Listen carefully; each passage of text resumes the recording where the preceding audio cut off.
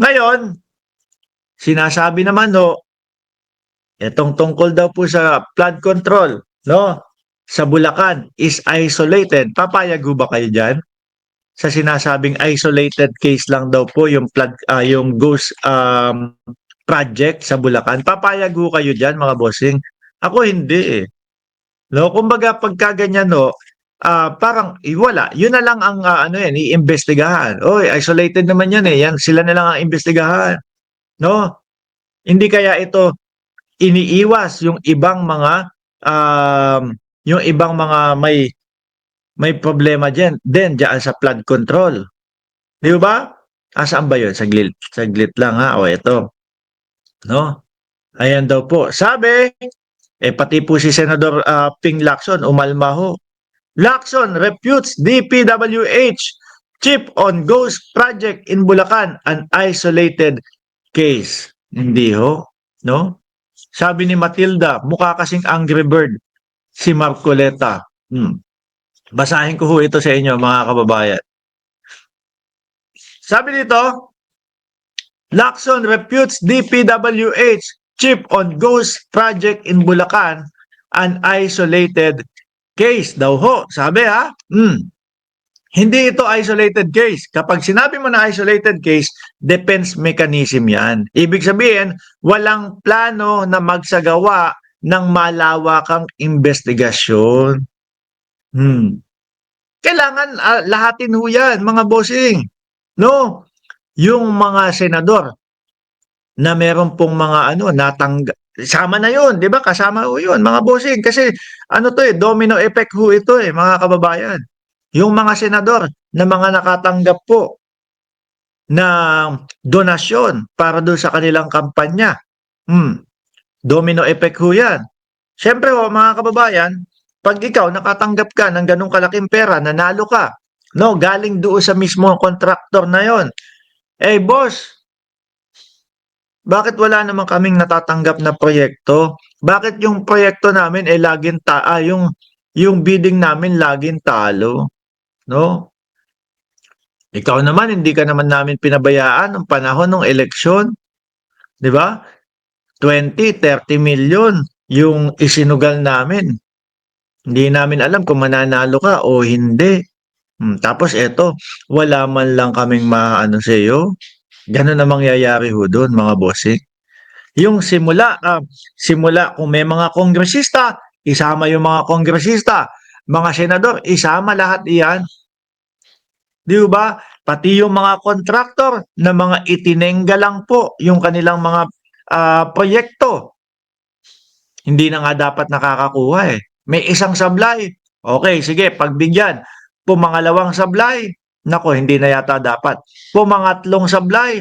Nako, iban na nga dapat to na maging kontraktor yan. Kasi sayang lang po sa oras at sayang din po sa pera ng bayan. Di ba?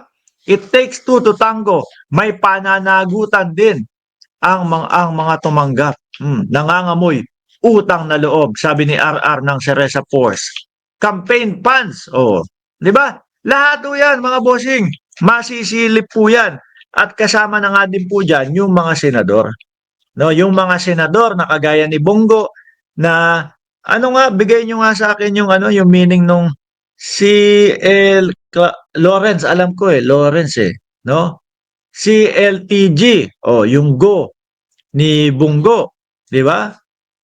Yung isang pagmamay-ari ng tatay niya at yung isa naman pagmamay-ari ng kanyang kapatid sa labas. Itinatanggi pa ni Bungo. Grabe naman ho. No? Lahat yan, mga bossing. Damay-damay ho yan. Malawakang investigasyon. Kasi ako ay naniniwala na pag nasugpo natin ang korupsyon sa ating bayan, nako, yan po ang umpisa ng pag-angat ng Pilipinas. Kasi sayang no? Imbis na po paakyat ang Pilipinas para po doon sa mga proyekto, mga bossing, Christopher Lawrence Go Corporation, sabi ni Rin Lagmay.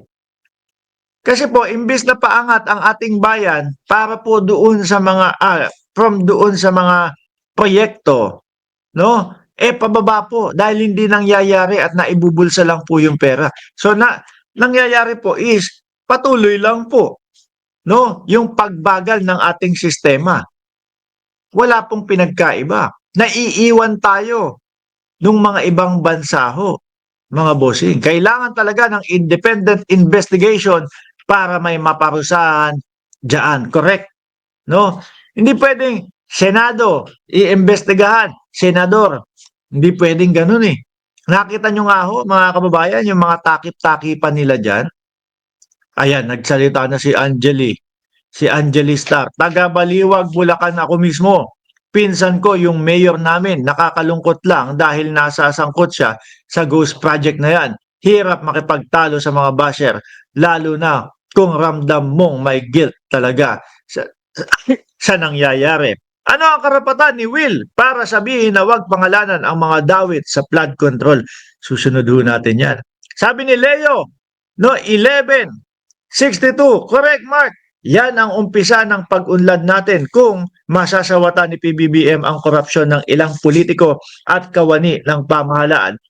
Kung makikita nyo nga ho yung balita tungkol do sa flood control ni Duterte nung panahon ho niya bilyon-bilyon din ho mga kababayan At yun ay umabot lang dito sa panahon ni PBBM at ngayon nga ho, yan, si PBBM ang nagiging pulis ho para matukoy lahat yan. Naalala nyo, pinuntahan po isa-isa ni Pangulong Bongbong Marcos. Pumunta ng Iloilo. Nakita madaming nakatenggam flood control. Oh, pumunta ng Bulacan. Nakita, meron sinasabi, merong lugar ni hindi man lang kahit na isang araw man lang na nagtrabaho doon, walang ginawa. No, ghost na ghost talaga 'yun. Doon naman ho sa Marikina pumunta din. Ay good job yung Marikina. Kasi kami diyan. May tirahan ho kami diyan mga bossing, no? Alam namin, tsaka nagkaroon kami dati ng negosyo diyan sa tabing ilog. Alam namin kung ano yung yearly na problema diyan sa Marikina. At nakita namin yung unti-unti talaga na talagang gustong masolve, no? Ng Chodoro, ng mga Chodoro, si Marcy Chodoro nung panahon na siya ay mayor pa lang. Talagang kapag merong mga ganyang mga ulan, nako, ulan lang, wala pang baha. Talagang nakikita mo na si Mayor Marcy naglilibot na, nakapayong, nakakapote, gusto ng baka ho nga kung merong kibuloy na hihinto kung kaya lang ni Mayor Marcy na sabihin, stop! Baha sa Pilipinas, ganun ang gagawin no? Tapos ang pumalit sa kanya sa pagka-alkalde yung si Maan Chodoro na asawa niya. Ganun din po. Binisita naman po ni Pangulong Bongbong Marcos yan. Okay lahat. At mismong taga Marikina ho, mga kababayan, ang nagsasabi na ngayon baliktad na ha. Dati yung ibang mga lugar hindi pa binabaha, baha na sa Marikina. Ngayon ho, hindi baha na doon sa ibang lugar sa Marikina, kumbaga nakakatulog pa sila ng maayos. Tahimik, baliktad na. Dahil nga po yan sa talagang porsigido at doon sa mga halal ng bayan na gustong masugpo yung problema natin. Mark, pwede din ba ma-impeach si Boy Quezon, Boy Dila at Bongo kapag ka napatunayang involved sa korupsyon sa flood control ghost project? Malalaman po natin yan pagka nagkaumpisahan na po ng investigasyon. At Sir Bugi yan ang nakikita ko dyan. Kaya sinasabi nila ko, naku, yung sa Bulacan, isolated lang yun. Ang nakikita ko, para hindi na lumawak yung investigasyon. Baka madaming sumabit ho. No? Tapos, hindi pa ata top 5 yang Marikina sa flood control. Dapat nandiyan nga yan Mark, pwede din ba? Ayun, nabasa na natin yan.